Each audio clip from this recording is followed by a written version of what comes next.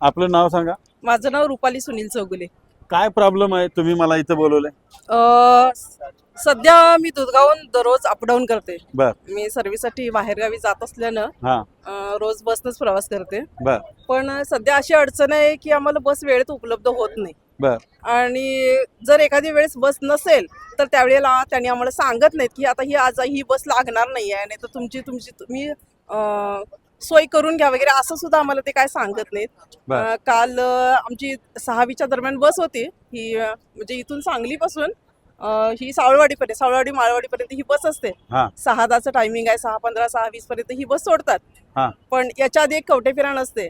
निदान आम्हाला त्यांनी सांगायला हवं होतं की तुमची आज बस येणार नाहीये, वेळेत लागणार नाहीये, तर तुम्ही निदान कवटेपिरांपर्यंत तर जावा.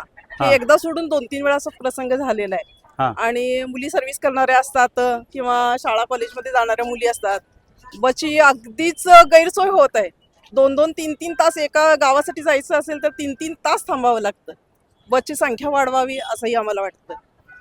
या व्हिडिओच्या माध्यमातून मी एस टी डिपार्टमेंटला सांगतो की या मुली, अशा अनेक मुली दुधगाव बागणे वगैरे या साईडला जात असतात. ही जी बस आहे ही बस काल लागलीच नाही आणि डायरेक्ट कोणत्या वेळेला आली बस? 8:10 लागली, दुधगावमध्ये 9ला आली. बघा, या मुली ज्या घरात वेळेत मध्ये पोहोचत नाहीत त्यावेळेला घरची वाट बघत असतात.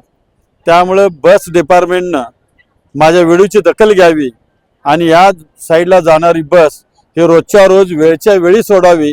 आणि जर का तुम्ही बस सोडणार नसाल तर तशी कल्पना त्यांना द्यावी, अनाउन्समेंट करावी, अशी मी रोज एक नवीन विषयाच्या माध्यमातून मागणी करतोय.